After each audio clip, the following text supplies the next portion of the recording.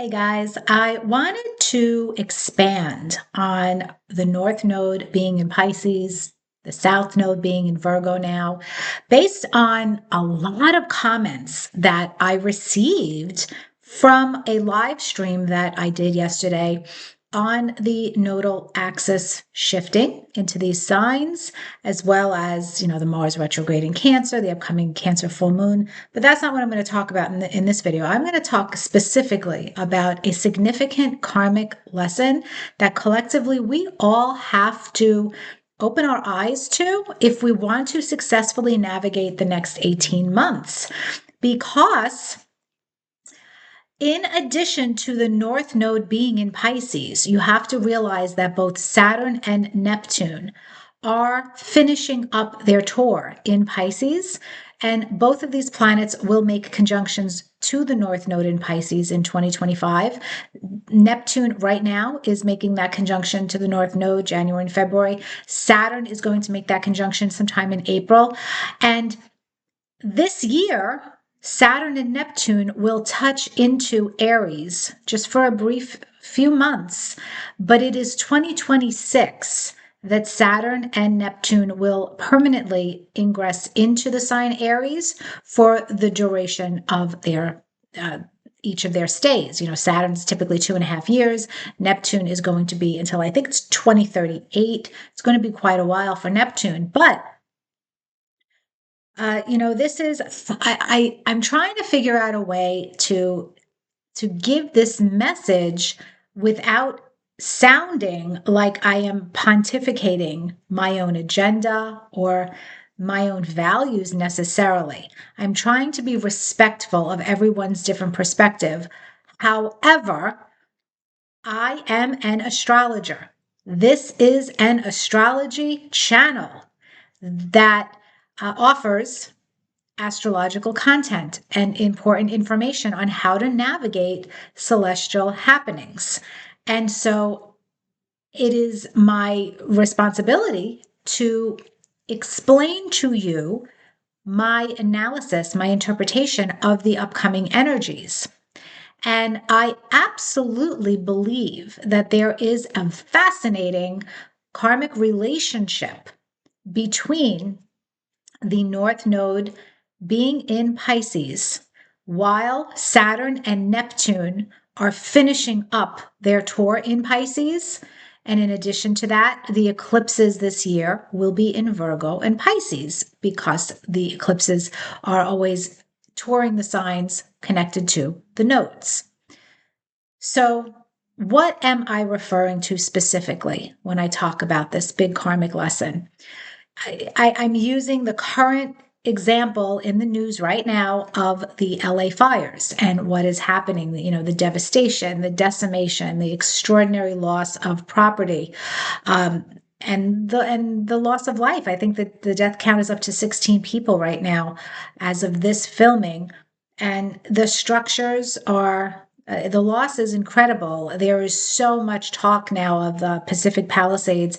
No one can even rebuild, even if they wanted to, for many reasons, insurance reasons, all sorts of issues happening there. It will be many, many, many years, if at all, that some of these areas can be successfully recovered and become thriving towns again.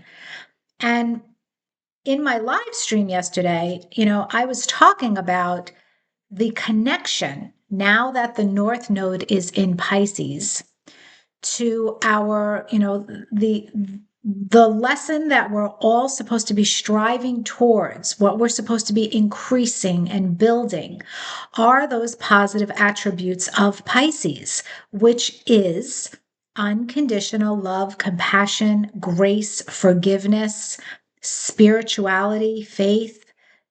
These are the higher dimensions of Piscean energy.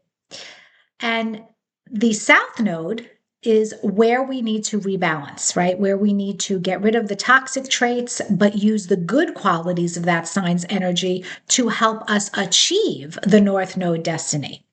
So we're not disowning Virgo. We are recalibrating. We are basically trying to get rid of the shadow energy in Virgo as much as possible and use the positive attributes of Virgo to actualize the most positive manifestation of Pisces. And there's a shadow to Pisces too. Don't misunderstand me. Just because the North Node is in Pisces doesn't mean Pisces is all going to be awesome. The extreme of this would be okay, let me donate you a kidney. You need a kidney, but oh crap, I only have one kidney. Looks like I'm dead. Okay. So the extreme of Pisces is bleeding yourself dry. It is forgetting to put your own oxygen mask on. It is the, incredible nonstop martyrdom, and really becoming so selfless to a point of harm. It is also an extreme in a shadow of victimhood, of being the victim. So those are unhealthy extremes. And I think it's interesting that right now we're seeing an actual reflection in our physical on planet Earth, with the North Node being next to Neptune in Pisces. Neptune rules gas and fumes. And so the air is, not really healthy and breathable right now where these fires are. So I think that's interesting. And then that would be a negative manifestation of the North Node being next to Neptune. The positive manifestation, obviously, is to really tap into our humanity and our collective compassion for the people hurting.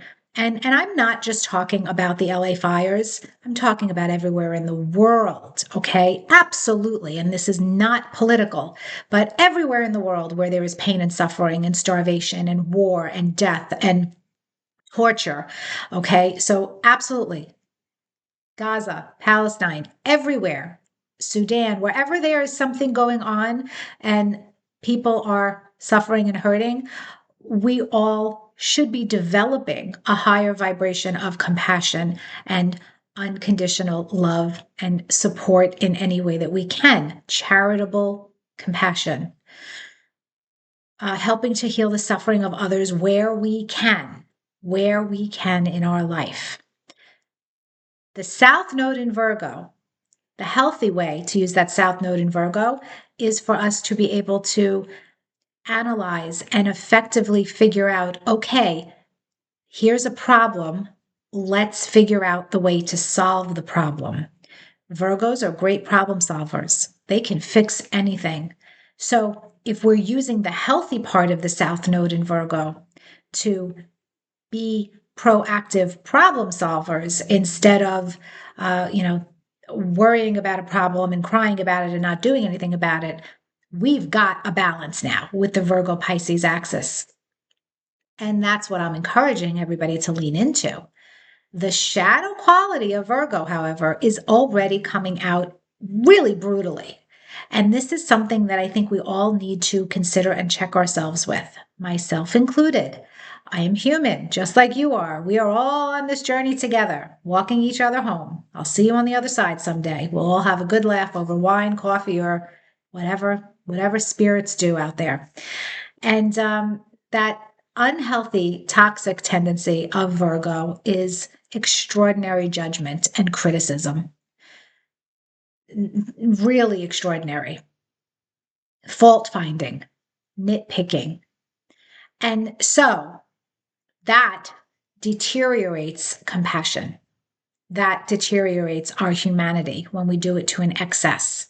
Because if you're sitting there judging someone, you have no empathy. You're not showing any kind of empathy. You're not showing any kind of compassion. If you are fault finding, if you are so busy making that person wrong, instead of honoring any kind of trauma or difficulty that they've been through, okay, that's the shadow of Virgo. Perfect example. Oh, somebody is really, really sick with all sorts of chronic illnesses, and they are debilitated at this point. And, maybe they weigh 500 pounds and they're house ridden. Well, the North Node in Pisces constructively is the compassion for that person's pain. And what can I do to help? How can I lend support in a way that would facilitate your healing and your peace as much as possible? And the South Node in Virgo, in a healthy way, would be, okay, how can we help solve this problem? Let's get to the root of this. Let's run these tests. Let's look at your, insulin levels. Let's look at whatever's going on in your physical body. The healthy South Node in Virgo to help solve the problem. The shadow of Virgo in this case would be you looking at that 550-pound person, bedridden, with all these chronic illnesses, saying, it's your own fault. You got what you deserve. You did this to yourself because of your choices. Now, that's pretty harsh, isn't it? That is not showing any kind of compassion or humanity. And this is something we really need to be careful of during the next 18 months while the South Node is in Virgo. And I am seeing this in a very big way right now with the LA fires. There is this wave of conditional compassion that is happening collectively that I think is dangerous to our society, to our world, to our planet. And we have to be really careful about this conditional compassion, guys, because it's showing right now with the lack of sympathy for the LA fire victims who happen to be extraordinarily wealthy or celebrity status, have a celebrity status and have a lot of money and a lot of resources. And there is a great lack of empathy for that population of people who have experienced the trauma of losing their home, losing their hometown. And I'm telling you, this is going to bite all of us in the ass if this is going to be the approach that we take over the next 18 months. Because trauma is trauma, pain is pain. And, I'm going to read to you a quote chain from my YouTube channel, from my live stream. And I'm not going to, single out the person. I think I'm doing this because I think this is a healthy conversation to have so that you understand my astrological perspective and you understand the specific conversation I am trying to have here on my channel, the topic that I would like us to stick to. Okay. So this person responded, the trauma is in no way the same. I remember during lockdown hearing, we may all be in the same storm, but we are not in the same ship. And the same would apply here in my mind regarding the LA fires and how this person believes that the trauma is very different for someone who doesn't have the material resources to get through a natural disaster versus someone who does. And so my response to that was, the storm is the trauma, and the ship would be varying resources that we have available to get through it. Not just material, but spiritual and emotional. I hear you, but again, trauma is trauma. And this is an example of conditional compassion that's starting to happen in a big way right now as the North Node's in Pisces and the South Node is getting comfortable in Virgo. And so then the person responded with something that was then, going on a different topic, really. I disagree. Losing a fifth home that you weren't in at the time will have very little effect on a person, and I would not describe that as trauma. I think the real question we should be asking is, should we be allowing people to own multiple homes and mega mansions and live a lifestyle of such excessive consumption in the first place from an environmental perspective? So my response to that was, you are having a different conversation. And this person has valid points. But again, we're not having the same conversation at this point. I am talking about compassion for human beings. That should never be conditional based on race, class, gender, or any other factor. Loss is loss. Trauma is trauma, just like love is love. To have any other perspective where you insist on qualifying these experiences and your compassion accordingly feels inhumane. And then the person responded, we have a different definition of what trauma is. And that's what made me decide to do this video, because I want you guys to hear this analysis of this North Node in Pisces, South Node in Virgo, and what we're going to be facing collectively as Saturn and and Neptune leave Pisces and go into Aries. Aries is a very selfish sign in its shadow. Aries is a very all about me sign in its shadow expression. So my concern is that if we're spending 2025 during the last phases of Neptune and Saturn being in Pisces, conjunct the North Node in Pisces, actualizing not so much the higher vibration of this energy, then what we're doing is walking into 2026 as Saturn and Neptune go into Aries, automatically kind of saying, all right, let's justify the shadow expression of this energy.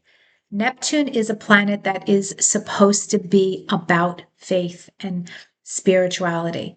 And Aries, this could have a lot of different, ways of playing out. We could be losing our identity in certain instances. We could be losing our courage, losing our fight in certain instances. But with Saturn and Neptune here together, a potential shadow manifestation that I am concerned about. I don't know if any other astrologers are talking about it in this way, but my concern is that we might lose a certain amount of compassion altogether and take an every man or every woman for him or herself approach to life. And if we do that, we're toast. We're done. Okay. We are actually destroying our own human race if that's going to be the collective energy that we go into. And so if we're starting 2025 qualifying compassion and saying, this person deserves my compassion because they don't have as many material resources or they have this extra adversity, so they deserve my compassion. But this person does not deserve my compassion because it doesn't matter that they went through a trauma. They can throw money at the problem and they can throw money at their trauma. So that automatically means that their trauma doesn't matter. I think that's ridiculous. I think that is heartless. I think that is inhumane because that person who might be a billionaire, you have no idea what they are feeling and what they are experiencing. And no amount of money can take away pain and trauma and loss that you have to go through internally. And that person who has a lot of money and multiple houses, they also have a fiduciary responsibility to all of the people who maintained their home, who live in their home to take care of it. The landscapers, the housekeepers, whoever takes care of their homes while they're not there.